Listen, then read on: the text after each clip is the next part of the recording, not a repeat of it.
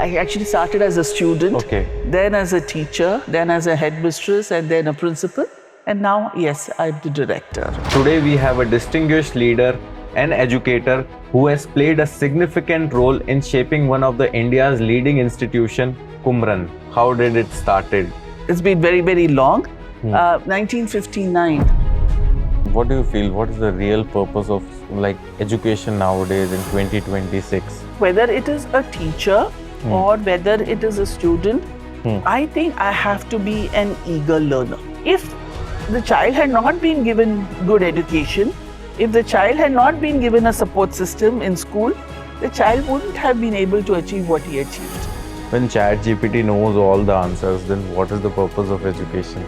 You can't say that a child can just get all the answers on ChatGPT or any AI platform. Why parents choose us? I think we've always had this belief in Kumurans that we run our own race.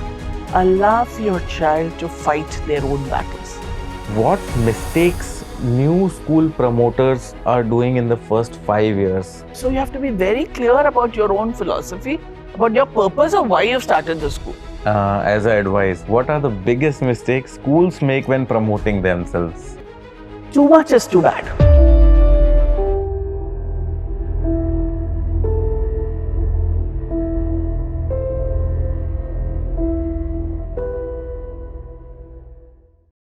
Hello everyone, welcome to another episode of Eduvoice. Today we have a distinguished leader and educator who has played a significant role in shaping one of the India's leading institution, Kumaran. Deepa Sridhar Ma'am. In a world where AI is transforming, parents are thinking, education is reshaping, how schools are evolving. So we will learn from Ma'am today. Thank you Ma'am for accepting our invite today and giving us the opportunity to learn from you. So ma'am, how did Kumarans come to life? How did it started? It's been very, very long. 1959, my grandmother started the school in a very small way. And she just had 3 children and started in a small rented room. And from there on, the school has grown. And today we are 7 campuses strong. And we almost have about 8,000 children and about 700 teaching and non-teaching staff with us. That means 3 generations involved in building this. Yes, it was started by my grandmother.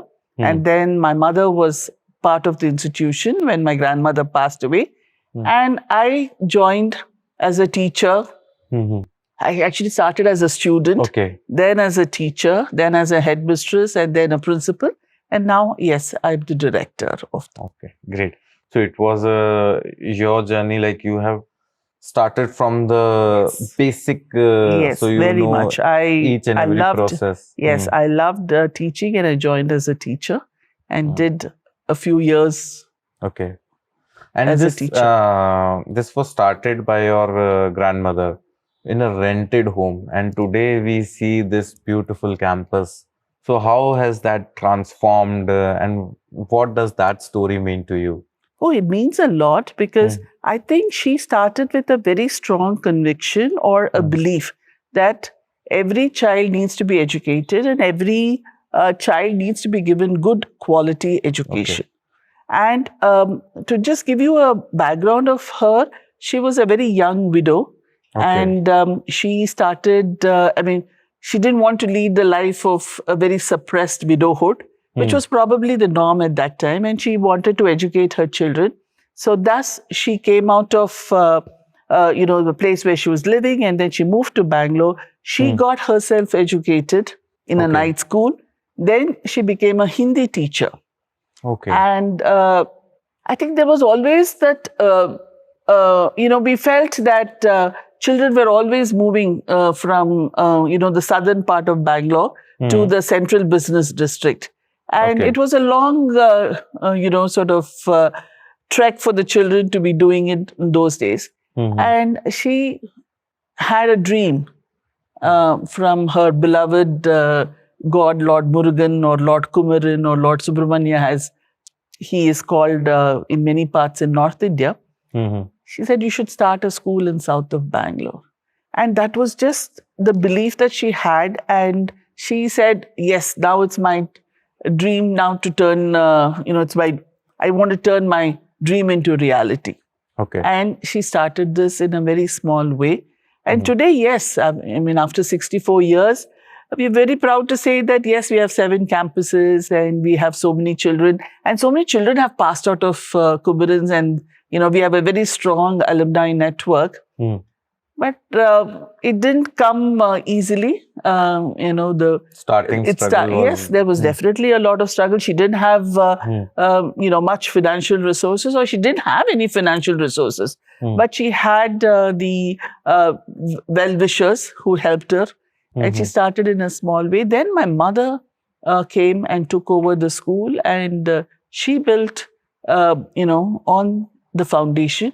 And we kept on adding to it. And today, yes, we are very happy to say that. Your grandmother, when she was working, she created one campus, or no, she just started. Yes, we just started our first campus, which is in Tata Silva, which was a state board school. And unfortunately, she had a very premature death. She had a massive heart attack, which was hardly 55. And my mother took over the school. And from there on, we built from one campus to different. Yes. And today, we help children who are part of our state board syllabus, CBSE, ICSE. Okay. So this school is named as, what was the vision behind naming the school Shri Kumaran? Is it because of that god? Yes. She was a very ardent devotee. So all our schools have the name Kumaran as part of the... Okay.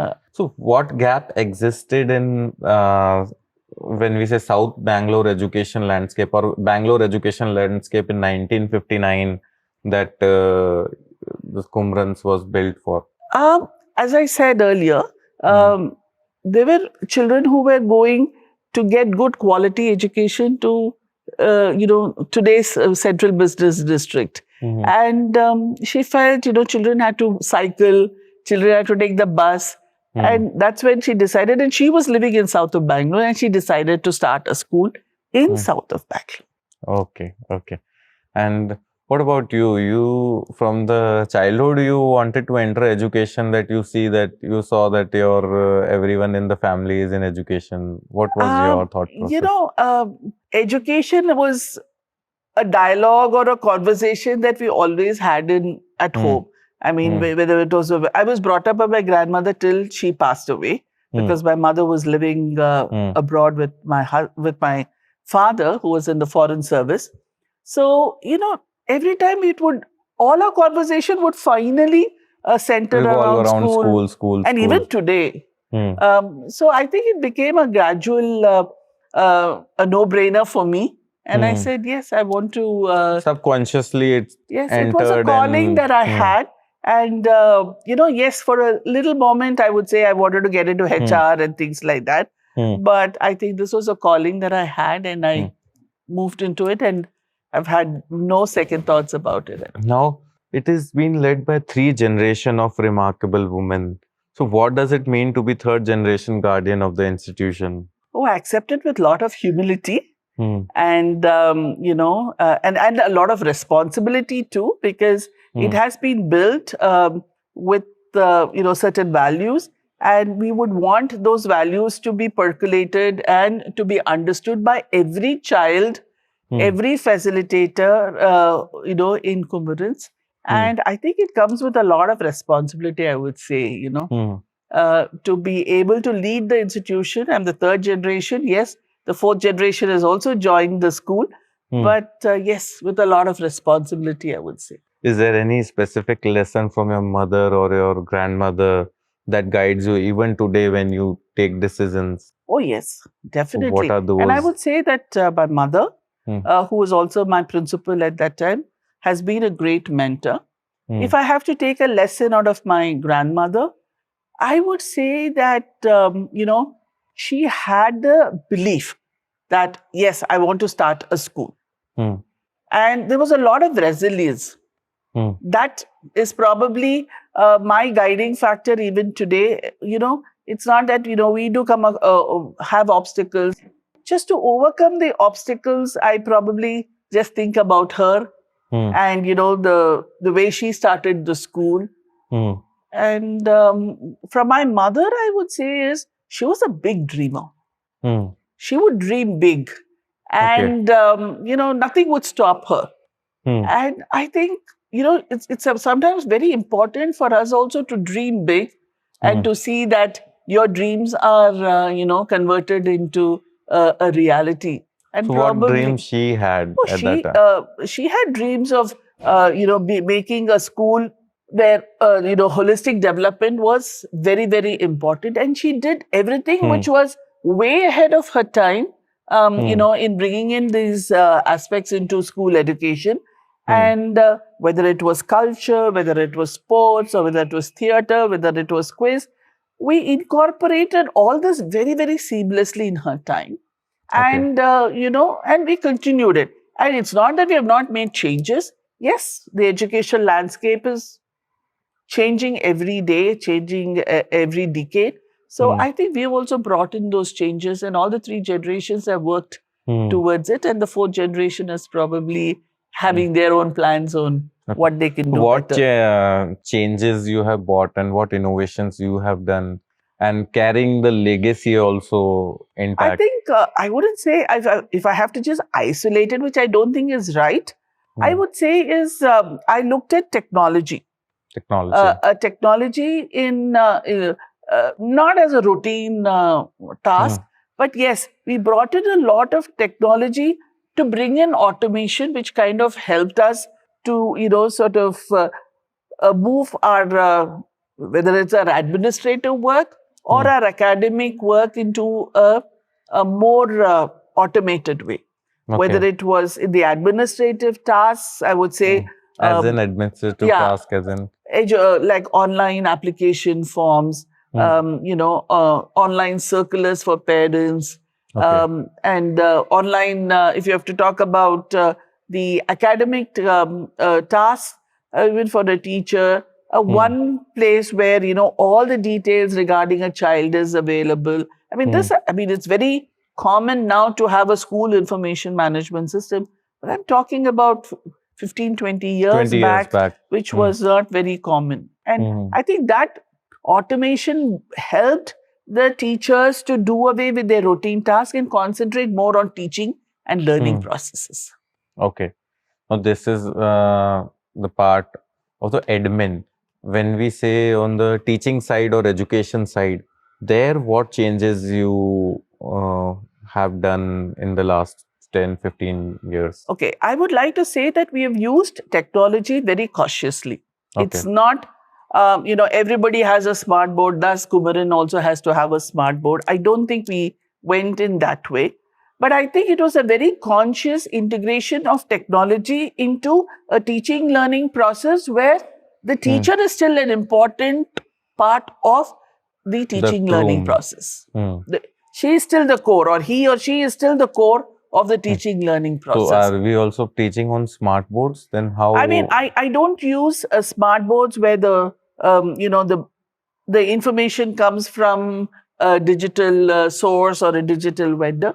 I think we co-create it within the school, where the teachers play a very important role in creating those that templates. document. Yes. Okay. Okay. It's not somebody gives you the data and we use that. No. Hmm. We don't believe in that because I think teachers at the end of the day has to be creative in designing his or her own learning paths for the I child. think otherwise it will be just a kind of getting and Yes. serving thing. Yes. You Ready-made just put kind of. in and then, an output is there. I don't think that's a very, we might be doing injustice to the child and injustice even to a teacher.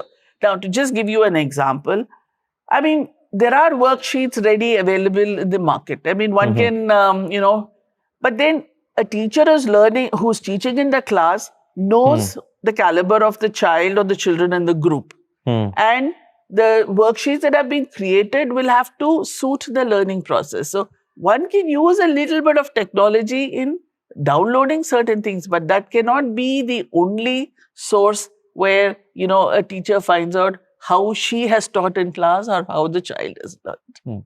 True, true. That I think it's very much important when we say otherwise the documents students can also now download from internet and they Everything can is access the available. information So I think available. a teacher Hmm. has a more difficult role to play in today's education system is because when we were all studying, I think the teacher was the be all and end all. And Mhm. whatever information we received from them. But That today, I was think, the yes, truth. yeah, and that was the gospel. But today, I think, children have access to so much of information. But a teacher has a bigger responsibility. Okay, the child has that information. I have the same information. How can I do it better? Or how can I help the child better? Or how can I learn better? I Mhm. mean, these are, sort of challenges that the teacher of today faces. Okay. And how comfortable you are with the technology? Oh, You have also adopted yourself in the yes, technology? Mm. to a very large. I'm very comfortable using technology. It's Now, when the world has changed completely after this social media evolution, so how much active you are on social media? How do you use those platforms? I don't use the platforms. Hmm. I mean, as a school, we don't have a social presence per se. I mean, to a very large extent, because I think my parents and my students are my biggest critic. Hmm. And I would like to hear from them. When I say biggest critic, both good and bad. And I don't have to make a point on the social media to, sort of validate what we're doing and things like that. Yes, as a school, we might have a social presence, but definitely not somewhere where we post every day about our school. I don't think we do that. Okay. Okay. Or we don't post about the results that we have got, or we don't post on social media about the accolades the children have won. No, I think. But don't you think nowadays parents are I think we have a conduit through our school information management system where we share with our parents. agreed, but let's say a new parent is discovering or is learning about a school. So in that case, We have a website which is very comprehensive, which gives all the information. And I okay. think if a parent has to admit a child, it's not going to be through our website. Or I'm sure if I'm interested in admitting my child in a school, I would go talk to another parent and find out Definitely. what they feel about the school. So you get a first-hand account about it. That's important. Yeah, and it's important, I think. And I don't think we are blindly going to. Just It's seeing not an online markets that you are going to use for your schools. I'm sure. I think as a parent, you're going to understand what is the philosophy of that school, what is the culture of that school, whether you kind of align yourself with that philosophy and that culture of the school. I think that is more important for a parent. Agreed. So speaking about philosophy, what philosophy is Kumaran's built on? How does it survive in a world obsessed with marks, ranks, college cutoffs? And how do you see success for a student? I don't know whether I don't think just academics and marks are important in today's world. Yes, it's an important byproduct of the whole education system. Unfortunately or fortunately, it's an important byproduct. But for me, when a child who has been in the school for the 15 years, what are the values that the child has learned, or what are the values a child has imbibed, that will make him or her a good human being. Okay. I go into this world with certain amount of ethics, certain amount of values. That is important for me to live well and to be, to also for others also to say, yes, this person has, certain values that are, So you see values as value system is most important. Oh, yes. I do believe in that. And I think that is important because you might get the best marks, but if you're not a great team player, if you're not a great leader and you're not that empathetic leader, you're not going to survive in this world. Agreed. Speaking about, let's say you said that values are important. What are there any student transformation stories you are particularly proud of? Like this is a 60 years long journey. Definitely there must be thousands of success stories. But which of them, like, which you Oh, are proud of? uh, Hmm, I think every child who is left to school hmm, surely has a success story to share. hmm, And hmm, the success story need not be that I'm a CEO hmm, of a company, or, but yes, we do have great doctors. We have great founders of startup companies. We have people in, either in the IFS or in the police service or in the IAS. I mean, hmm. we have so many musicians, we have so many artists. I think we have a variety of people that we are very proud of. Okay. Hmm, So hmm, transformation is, yes, has the school made a difference to a child, hmm, and has the school made a difference in the child's behavior? Has the school sort of helped a child transform? And if that has happened, which has happened, I hmm, mean, I can just share with you one story which I don't know. Uh, so we have these school exhibitions where we have these book exhibitions. And it so hmm, happened that a child picked up a book, hmm, and wanted to keep it for himself or her. And I called the child to my office and I was speaking to him. And I said, I'm not going to talk to your parents about this. This is a conversation between us. So I said, why did you do that? What hmm, made you want to do it? Was it something that you're going to be very proud of even afterwards? So I kind of, got the child to open up and understand. And you wouldn't believe this same child, after finishing his education and his college education, came back to me and he said, ma'am, that conversation that I had in your office kind of made me understand. It would have been easy for you to call the parent and haul me up. That would have been an easy task for you, but hmm, you never did that. But you had decided to have that conversation with me, hmm, and you sort of helped me to understand and reflect. hmm. I think, that was the biggest, sort of present that any Transformation. administrator would get, Hmm, And like this, hmm, you have so many children coming and saying, we thank the school for what they have done for us, and we are what we are today hmm, because of what the school has done. And you feel very humbled. More hmm. than proud, I think you feel very humbled. Okay, great. So, how do you define a successful Kumaranite? Not by board exam results, but at Oh, the age of no. 25, 35, how do you define? I think what value system the child carries with him or her, and Hmm, how he or she is leading the life. hmm, Is it with dignity? Is it with the right kind of values? Is he or she contributing to the world hmm. in a positive manner? I think those are my parameters, or those are our parameters Just for for success. success. Okay. And what do you feel? What is the real purpose of like education nowadays in 2026? Is it knowledge, discipline, character building? I think whether it is a teacher Hmm, or whether it is a student, hmm, I think I have to be an eager learner. hmm. An eager learner is one aspect, and also the second aspect is I should be able to learn and unlearn Okay. whenever the situation demands, because everything is changing so much. As a teacher, I can't say that Hmm, I will get stick to my methods of teaching, whether it's a board or the chalk, and hmm, then it'll be a very one-sided approach, which probably was in the past. But hmm, today you cannot have your children sort of to be silent observers in the classroom.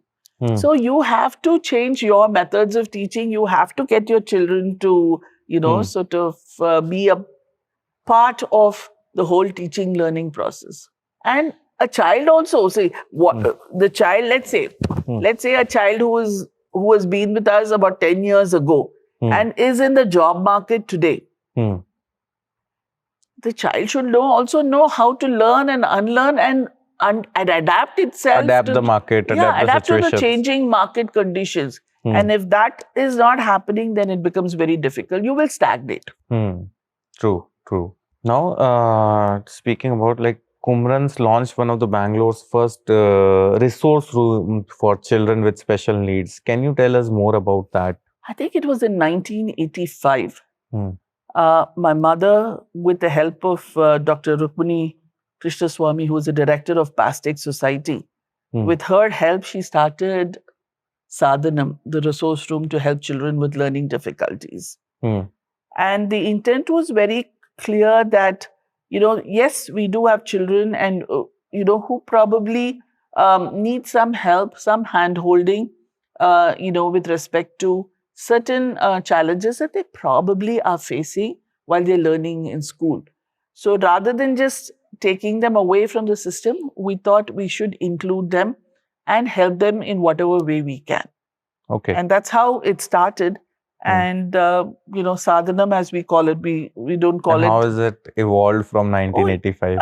Well, it has evolved to a large extent. And I think as a school, I feel we should be doing a lot more on inclusive education. And when we're talking about inclusive education, it's not only helping children with learning difficulties, but also helping a child who's probably cannot get into strong mainstream education because of the passion that the child has. It could be sport, it could be music, it could be dance.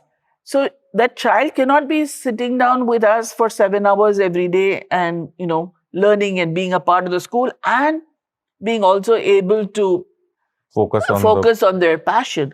So our dream is going forward is seeing how can we kind of help these children too. We don't want them to leave the system because, they want to take up their passion. Many students nowadays leave the system saying that our main passion is this and we have to, if we practice that for let's say 15 years, 16 years, so we can excel in those areas. Yes, so a child might be very good in sport and a child has to spend at least 6 to 7 hours in a sport. How can he spend 6-7 hours in a sport and attend 7 hours of school? So when I talk about inclusive education, I'm talking about even helping those children and making them a part of the system and also helping children who probably need a little bit of help in the academic side. Okay. And how our teachers handle like a classroom that includes both highly competitive students and the students who need extra support? I think a classroom always was very heterogeneous. Whether it was now or 10 years back, I think we always had a very heterogeneous class where we had children with differing abilities. And the skill of the teacher is how do we get to help both ends of the spectrum. And for that, I think as a school, we help our teachers with a lot of training that we do within the school. We do a lot of in-house training that would help the teachers. Okay, teacher training programs. Oh, yes. Teacher training is an important aspect of a teacher's life in the school. So you also take part in the trainings, you facilitate trainings? I do facilitate a few trainings. It's not, wherever it's needed, it could be for the principals or it could be for the academic coordinators. We also do a lot of in-house where each teacher probably is helping the peer, or we could also have people from outside who, with a very comprehensive professional development program. Okay. What are your views on making quality education affordable? Because this is a very competitive school market, and how can this commitment be ensured without compromising the quality? I have to go back to, when my grandmother started the school, and she would always say that I would like to run the school like we run our own home. When you're taking care of your own home, you take care of the expenses, you take care of being very cautious and not spending too much on where it is not necessary. So, as a school, we've always worked on that. And for us, I think our vision of our founder was affordable but quality education. So that has been our mantra for all these years and will continue to be our guiding factor. So to answer your question, I think we ensure that, we don't make it too expensive for the parents, but at the same time provide good quality education. Okay. You have said that Kumarans don't want to be an elitist school, but You want to make everyone elite in its own sphere. So can you explain this? Hmm. Oh, you picked it up from my this one from the website. Hmm. See, the dream of our founder mother, as we call her, was to help every child get good quality education. Hmm. So there is no point in us having parents who are very rich and influential only in the school and providing them with all the necessary sort of education or infrastructure. But the challenge is, yes, how do we get children into the school, provide them with good quality education, provide them with good value systems, and when they leave the school, they are able to, survive in this world with whatever they have got in these 15 years. So there's no point in us getting very elite parents or elite students and saying that, oh, we have made them elite. The other way around is, can we help? So we, for example, as a school, we do have our own drivers' children, our own maintenance staff, our support staff children, sort of being a part of the school. And today I'm very proud to say that, one of our drivers' son, he was our first driver, Mahadevappa, I still remember his name, and unfortunately passed away. His two children were actually the classmates of one of them was my daughter's classmate. And today he's working in Germany, doing very well for himself. And the other one is working in Cisco. Okay. To give you another example, I have another support staff child who did his education with us, and he's now working with EY. Okay, great. So these are all moments of celebration for us, because if the child had not been given good education, if the child had not been given a support system in school, the child wouldn't have been able to achieve what he achieved. So that's what I mean by... Agree. I hope I've answered your question. Yes, you have perfectly answered that. You held student council elections online. What was the reaction of students and parents to that? I think the children loved it, and it was we created an atmosphere of as though they were part of a general elections in school, and when they were able to sort of cast their vote, it was done with secrecy on a computer, and nobody else was seeing it. I think this is all preparation for our children to be future citizens of tomorrow. Okay. Now with AI emerging in education, how does it excites you and worries you? See, if I have to go back, people said, oh, computers are going to ruin a child's life. Then, social media has come to...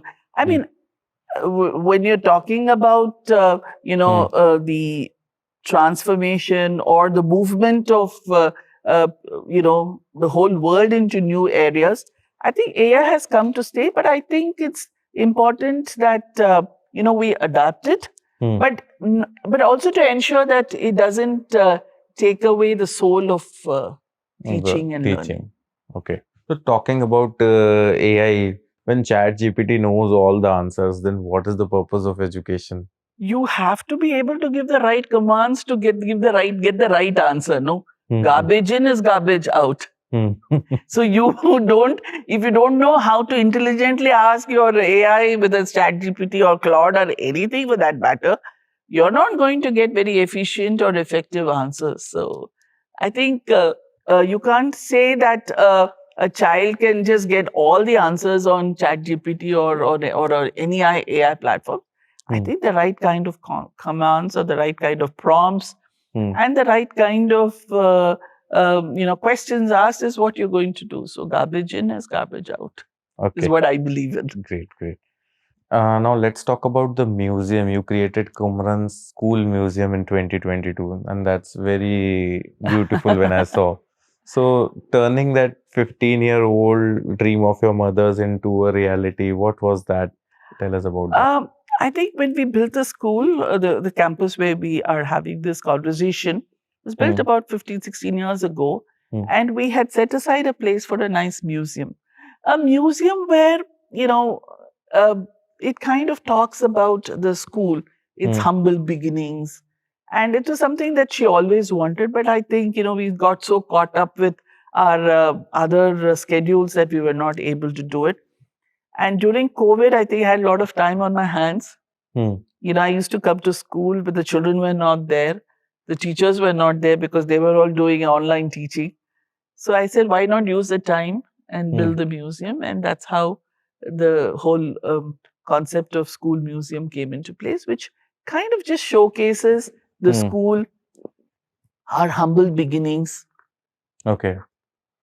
Great. And it's also very relatable even to an alumni who walks into the school saying, oh, and we also have one section where we showcase our alumni, their achievements.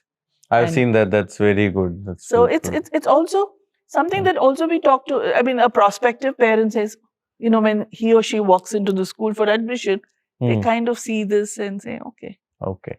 Now, when we talk about Bangalore has some of the most competitive schools in India.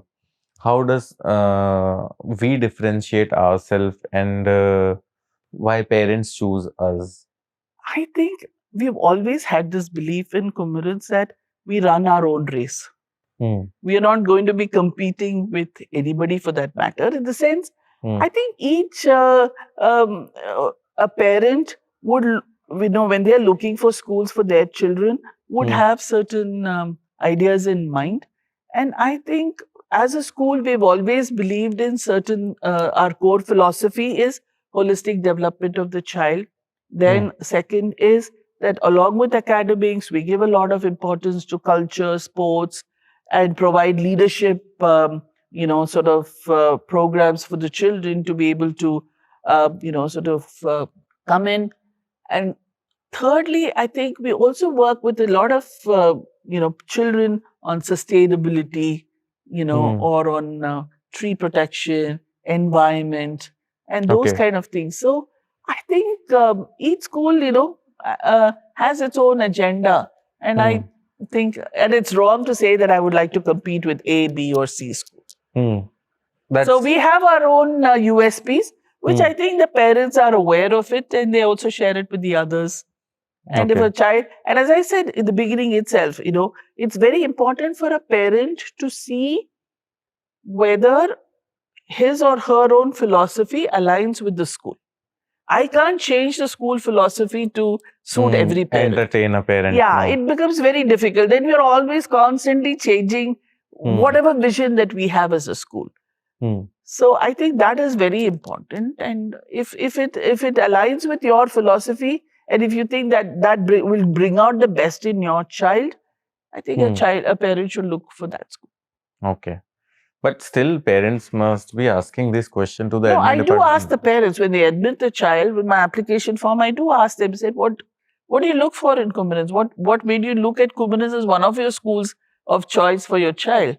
And a lot of times, whatever they have shared resonates with our core philosophy. Okay. It also kind of helps us to reflect on, okay, they still believe that we have these things, and which we do have. And probably that's something that helps us to go each day. Now, what about teachers? How do you retain these teachers from last 20 years? How? I don't think I retain the teachers. The teachers stay. As we've had teachers who have been with us for the last 20 years and 25 years. I don't know. This is what I believe, and this is my opinion, that teachers are respected, teachers are accepted, and we also provide a lot of avenues for teachers to grow as an individual. Okay. So that helps, and I think the kind of atmosphere that we have in the school probably helps teacher and makes him or her feel respected, makes him or her feel accepted. So you feel respect is paramount? I think respect for a teacher is very important. I mean, you as if I'm running an institution, I think that respect for the teacher is important, and it should also be seen by the children in your school so that they also feel respected. And I want a teacher to feel valued, and that is very important. If a teacher doesn't feel valued in any organization or in a school, I mean, he or she will not, give their 100%. They have to feel valued. And how do you make them feel valued? Yes, by the opportunities you provide to them as a teacher, allowing them to grow, giving them that space. See, many a times what happens is, as a management, you always constantly cannot breathe on a child, on a parent, or a teacher and saying, have you done this? Have you done that? I think they're adults. Give them that creative freedom to do it. And, and I always believe that you don't haul up a teacher in front of others. If you have anything to say, you say it in private. And those things matters a lot. And that's when they also feel respected. If you're going to be shouting at a teacher in front of everybody, I don't think, that is right. Because that's not the value that you would want your child also to be picking up in school. So, I mean, it's a very unconscious or a subconscious tradition in the school that our teachers or our support staff, I think there's a lot of give and take respect. Great. And seeing on the other side, what are your non-negotiable expectations from every teacher at Kumaran's? The non-negotiable is that your child in the classroom is your center point. And you have to give your 100% to it. And if you feel that you're not able to do it, come and talk to us. We'll provide you with the support. But you cannot discount and take away that core that you've come here for, which is helping a child to learn. Not teaching a child, helping a child to learn. And you're going to have different kinds of learners in the classroom. You're going to have children with differing abilities.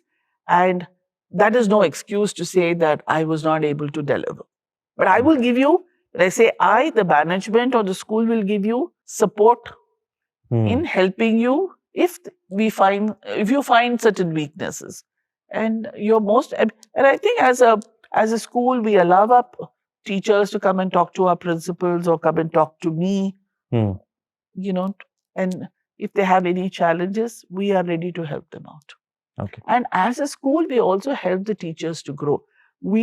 If a teacher wants to do an additional degree or wants to take away wants to be away from classes, we kind of help them out. We don't say, no, this cannot be done. We don't have the time. Who will help you? Who will help the children in the class? If it is a day or two, the teacher has to go write an exam.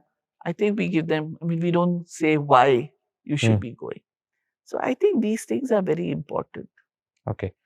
Now, teachers, non-negotiables are also discussed. Now, Kumaran's has always emphasized character building alongside academics. So, in today's world, how do you actually build a character in a child and not just teach about it? I would say you cannot teach it, but there are ways in which either consciously, subconsciously, or unconsciously, definitely more than unconscious, you start with a very conscious attempt in helping the children to build this. Then it becomes a very subconscious activity. And afterwards, it becomes a very unconscious activity. Just simple things. Like when they get into the bus, greet the driver. When they come into the school, greet the support staff or the Ayama auntie who's helping you with it. Or, leaving the classroom clean after a day. These things are important. You can't say that I'm paying the fees for the school, thus, it's not important that I leave this. I need everything on a table, plates that out. cannot be done. And it is not a transaction. Education is not a transaction. It's not that I pay the fees as a parent, so, I should be getting this. Yes, you should be getting it. But the way you get it, it is very important that we help the child and also make the parents understand that education is not a transaction. School is not a transaction. Because then it's both sides. You should also not think as running a school is a business. But the parent also. So here we are trying to understand that the child is your center point. So, as a teacher, as a parent, or as a school, we all have equal responsibility in building that character in the child, building those values in your child. We might say something at school, and you might do something opposite. Then it doesn't help, or the vice versa. Agreed. Agreed. And what is one thing you feel today's Indian student is not being taught but desperately needs, seeing all this value system in today's environment?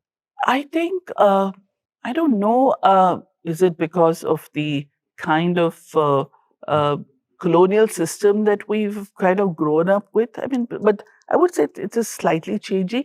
I think children should freely express themselves, express their opinions Hmm. without, when I say express your opinions, you have to be able to do it in such a way that you don't hurt the other person, Hmm. but be able to tell them what you believe in Okay. or what you trust. Hmm. And this should be done with a great deal of caution, that you don't hurt the other person, or you're not very blatant about it. Hmm. But you should make yourself understood, whether it is in the classroom or whether it is outside the classroom. So I always tell my children, when I talk to them, Hmm. I say, be very diplomatic about the way you talk to an Hmm. adult.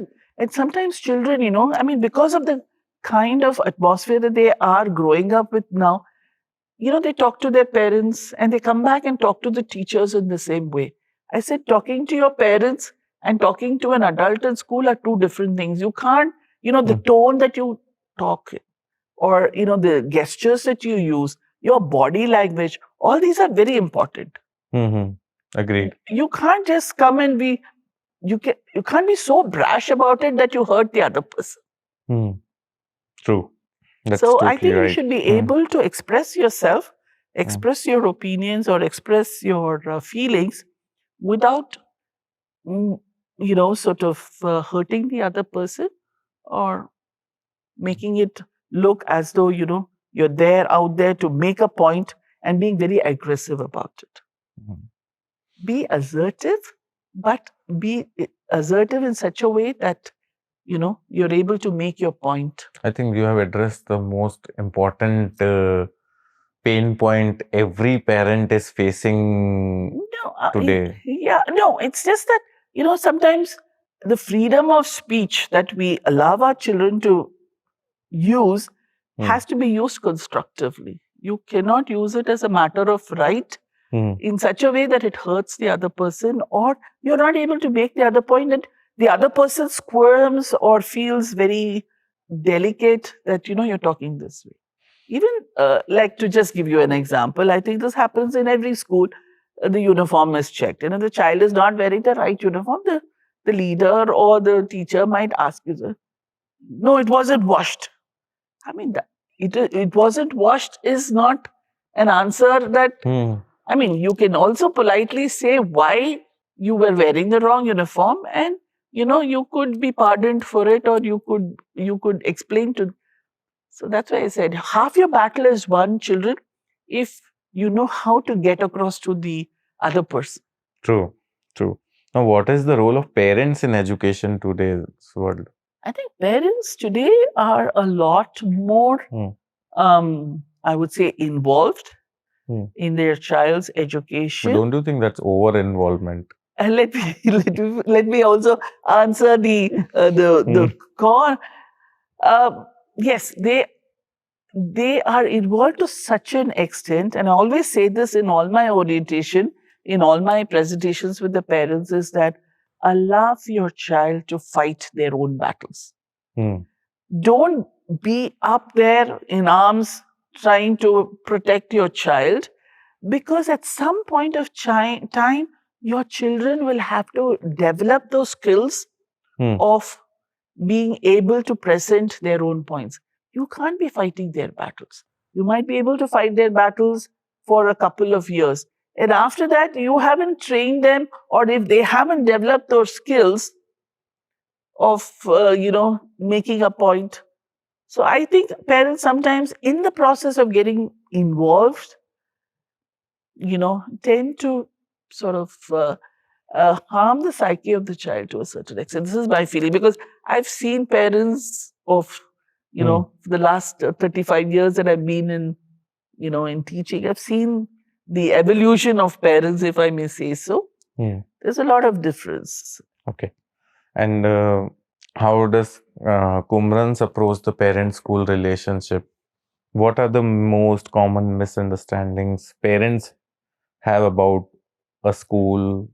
I don't think there is misunderstandings. There could be, yes, certain points of concerns the parents have, but I think we have a very transparent system of communication where we take feedback from the parents on a monthly basis. That too with technology, I guess? Yes, with technology. Oh, yes. That's what helps us. And, we kind of, where we make mistakes, we don't, we definitely tell the parents that we're apologetic about it and we make a sure attempt in making those changes wherever necessary. So I don't think we've had parents, not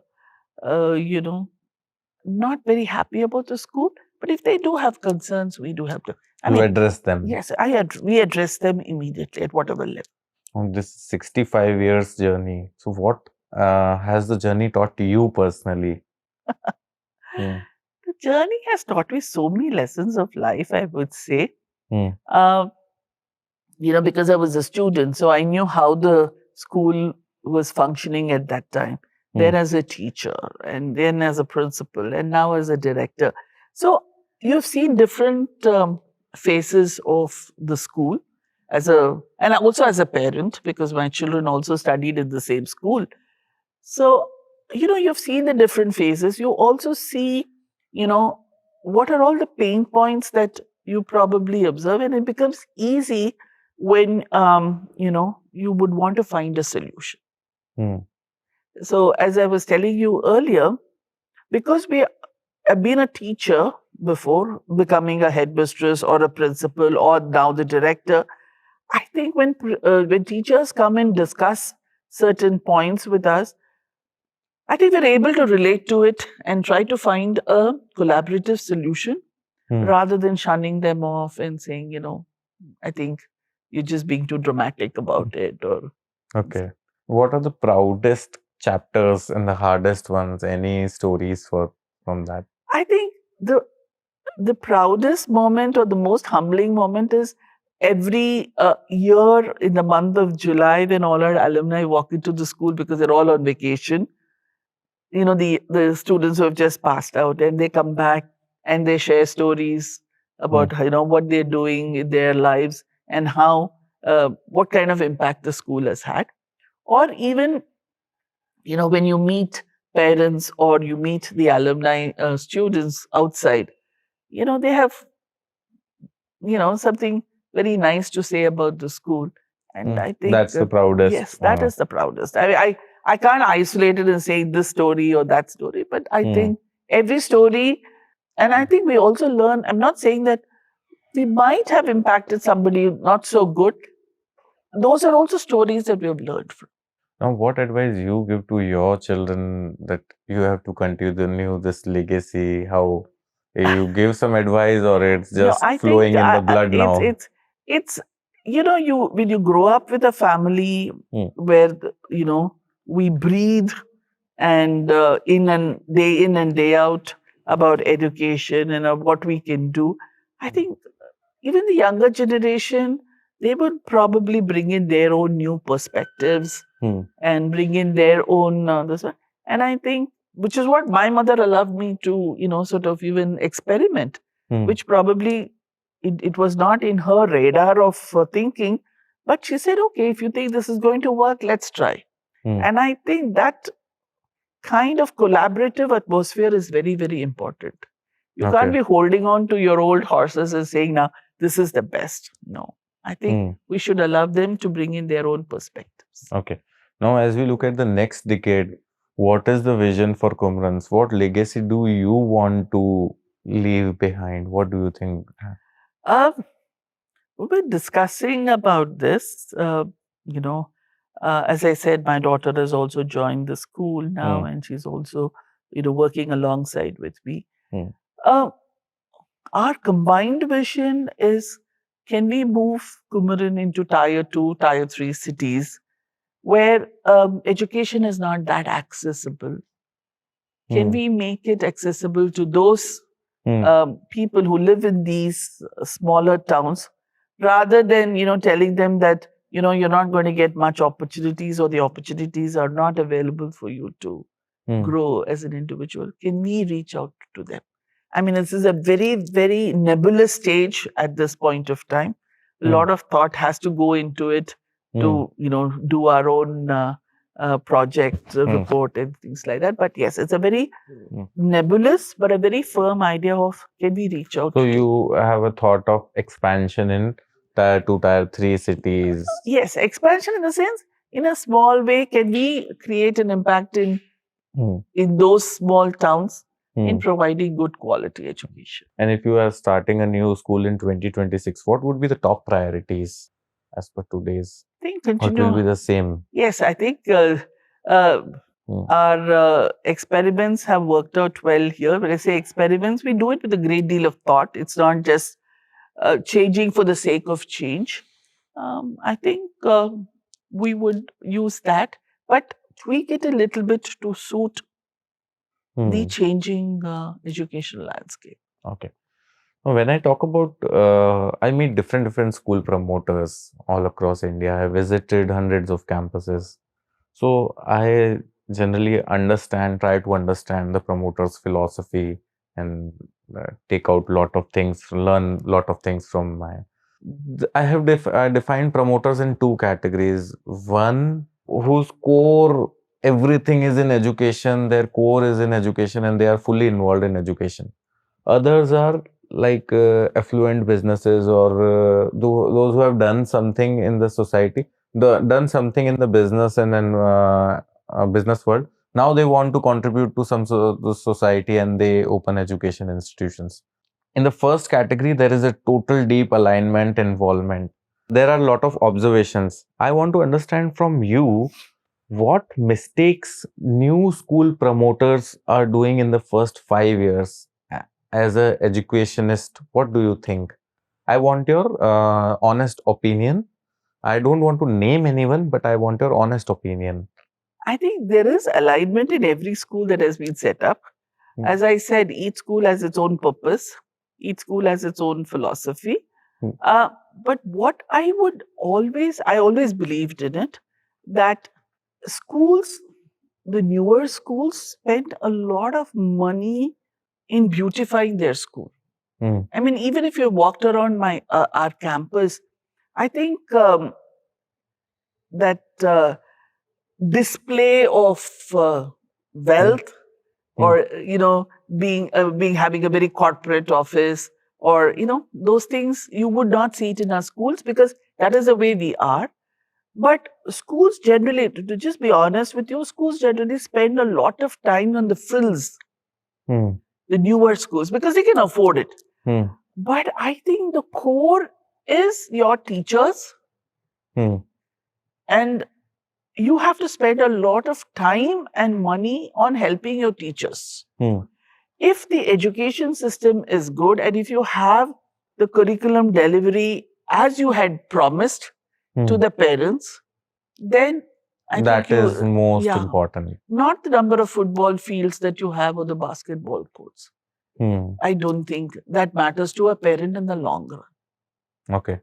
For them is my child, is a school making a difference to the child? Difference in the life of that child. So in the beginning, let's not spend too much on the frills, but spend a lot of money in educating.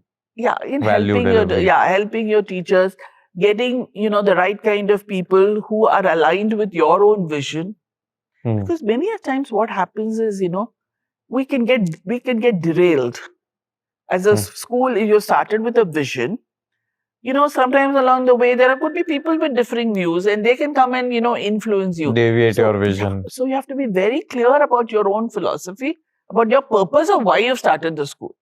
If that gets derailed in the first few years, then to come back, it becomes very difficult. So stick to what you have wanted to achieve, and work on it on a day-to-day basis to be able to do. That's very much thoughtful. This is what I wanted. And what do you think? How many years does it take to build a school? Like, I would say these are businesses who are investing every year from their pocket. But how many years does it take for a school to be a self-sustainable? Now, as you have experience now, you have built so many. So, what do you think? I think a lot depends upon what is your kind of enrollment that you have, and what is the kind of budget that you have prepared, and your projection in terms of, I mean, when you build a school, have you used your own finances, or have you used loans to kind of build your schools? So I think I would say it's difficult to give you the right number, because if your enrollment is low, then it's going to take you that many more years to be able to, sort of And how they should grow your enrollment. This section would be mainly as a guide to the people who want to open school or who have just newly opened school. So I would say that, anybody who's starting, let's have a master plan or a master vision of what your school would like. And let's not put all our finances into building a school where you, for example, you say that I want to have 5 sections or 6 sections, and you build all the sections at one point of time. then it's no point. It becomes very difficult, because it's obviously going to cost you a lot of money.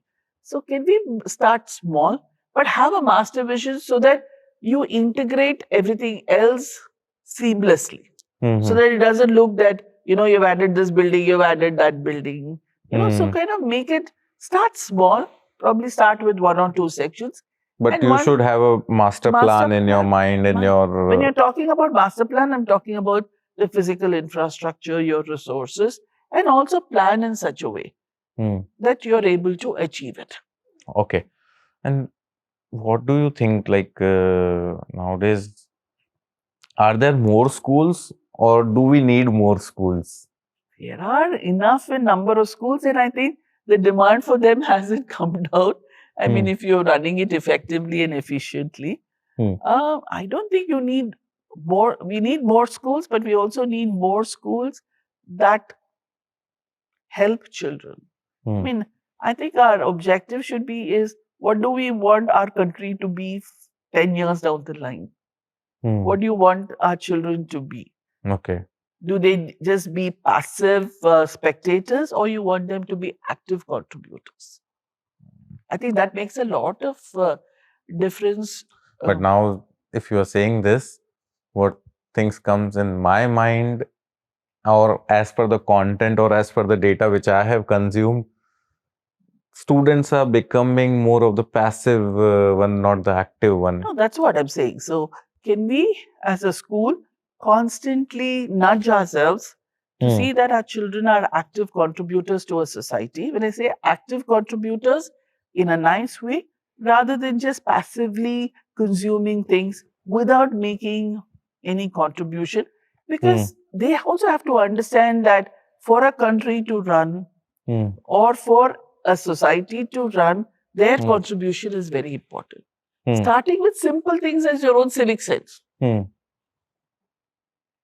Our place, our country would be a lot more cleaner if each one of us, sort of are conscious and saying, no, it's wrong to be doing this. It's wrong to be spitting on the ground. It's wrong to be not following the traffic rules. Agreed. I mean, you might say, oh, we don't have that many Indians who are not educated. At least the educated society can help. I mean, I'm not saying that the educated society are with more civic sense. Sometimes it's a vice versa. But these things are important. So how can you actively contribute? You don't have to have a position, but in a nice way, can you actively contribute? 2 days back, I was watching Instagram. I saw one child profile. He's around 7 years, 8 years of age. So he was mainly creating content that now I am creating my AI company at the age of 8. Then he was talking about business leadership, sales, and he was talking that I'm traveling all the world and China, he was talking about visiting the China fair, watching the companies who are providing their different products. So he was talking about all those stuff, and his parent was also advocating that I have dropped my child from School. school because 17 years, 18 years giving, and then 5 years in college. After 20, then 23 years after he will start his career. Today he has already started. He is making content on YouTube, making content on Instagram, and he's earning. So this kind of thought gives me stress, like what should I do with, like, for my children, and what should other parents do, and what kind of world is upcoming. And there are a lot of people who are thinking on these lines, mainly those who are educated, working in different IT companies, or those who have done doctorate and other levels. So what should they do? What should I think, sorry to say it, but all these influencers have to be taken with a pinch of salt. Not all our children can be owners and co-creators of companies and things like that. There can be only one Virat Kohli. There can be only one Nikhil Kamath. There can be, I mean, we can try to see whether we can become, but doesn't mean that one person, just because somebody has gone out of school, or you can, or for example, Sachin, who never finished graduation. You can't say that I would not. Graduation, there are all different stories, like Mark Zuckerberg not I'm just pass. saying, even schools for that matter. But for school, this is a or point let's of say concern. our sensation now, our cricketing sensation, who's 15 years old and who was part of IPL. I mean, I would love if all our children can reach that levels, but if they don't, then they are only going to feel very shortchanged, or they're going to feel very emotionally distraught because they have the dream in them that they want to be this. But if they're not able to achieve it, it becomes difficult. So I think as parents, we also have to be very cautious about what we should be telling our children, and what we should be guiding our children, because not all of them can. I mean, we are sending a wrong signal to a larger population. But parents are also thinking, if my child can learn everything online, learn AI tools online, and can earn money also, so why does he or she need school? So how would you respond? I would say that give it a try. If you think that your child is able to do it, and you're able to provide that kind of infrastructure in terms of having daily schedules for them and being able to do it, then go for it. But if it fails, then what do you do? What's your next step? So come back to school. That would be difficult, but even for the child it would be. So I think you'll have to tread on it very carefully and see that you don't over expect from your child to be able to achieve everything. And that's when I think you have to tread on it a little carefully, and don't allow our children to dream big, which is very, very important. But at the same time, it has to be realistic. Not everybody can turn into a cricketer who becomes a sensation later on, or start a startup company and then being able to achieve. There could be a few of them, and I call them the outliers. Outliers. Okay. And not all of them can be outliers. There are exceptions, and I'm very happy for them. But not all of us can become outliers then, Okay, got it. So I was like very much thinking, because I have a small daughter and a small son. So provide them with the opportunities to grow. And if at any time you feel that the school is being restrictive, then you've got to think about it. Okay. Restrictive in terms of your child's growth, both socially, emotionally, Hmm. psychologically, physically. If you feel that it's not, Okay. What things I should like, let's say a parent should see while deciding a school for his or her child? as I said earlier, every parent has his or her own aspirations about the child's growth. Hmm. I want my child to be this, I want my child to be that, which is fine. I mean, because those are your dreams and you would want it to be manifested at some point of time. But I Hmm. think it's also important that when you choose a school, you choose a school that matches your. Otherwise, it's like living in a marriage that is not happy because you have to be in that school for 15 years, Hmm. and every time you are walking into the school, you feel that it doesn't resonate with your philosophy. It doesn't resonate with what you would need for your child. Then you're living in a very unhappy marriage. Hmm. So it's better to sever that and then, look Hmm. for options that are probably more suited for your. Thought process. Okay. It's I think this topic I can discuss with you For personally many times. So let's move on. This is the last section of our podcast. Let's move on to marketing. See, our podcast viewers are education institute owners and lot of teachers, educators. So we provide insights to them also. The schools have relied on word of mouth and reputation. As you said, referral, ask other parents. That's important.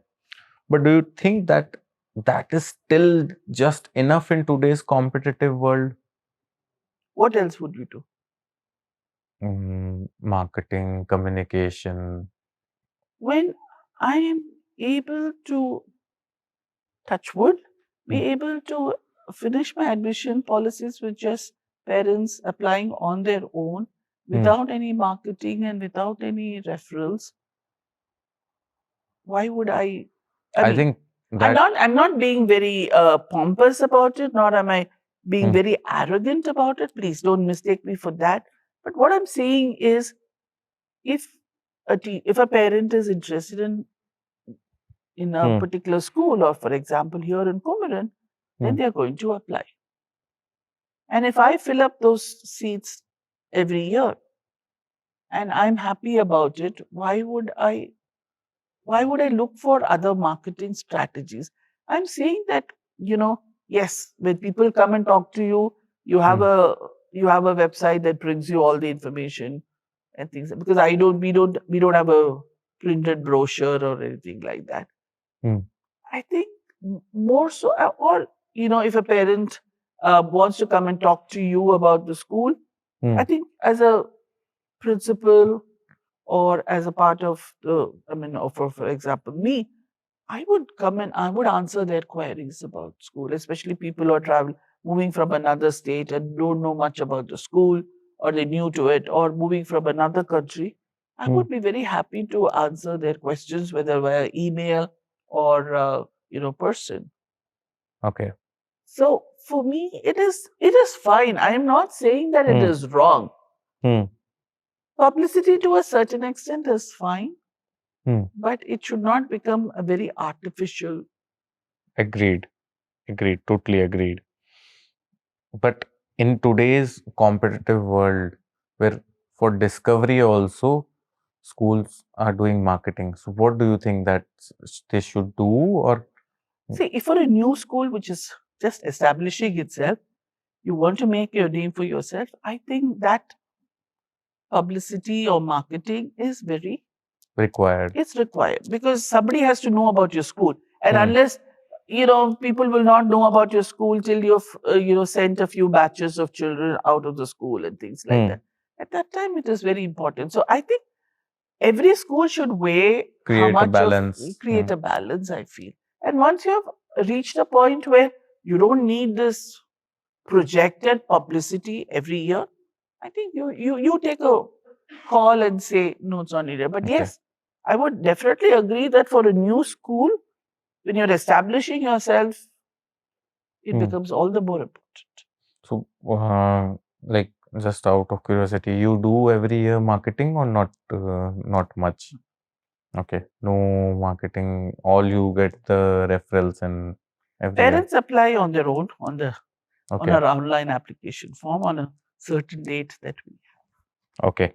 And so this has become that kind of school. Like earlier in our days, just in the traditional forms, parents used to stand in line a day before. That's why we started this Uh, because we had parents standing in a line and standing the previous night. hmm, That kind of made us feel so bad about it, and that's when we started this online application form.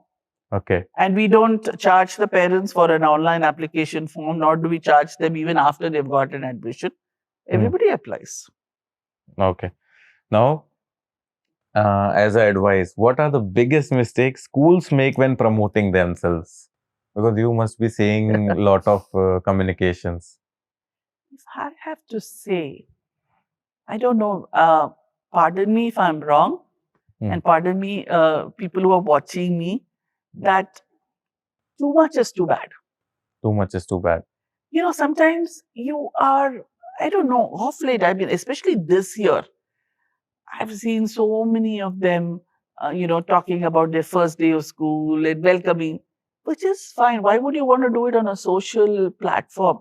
You can do it with your own parents, using your own, management systems that you have created.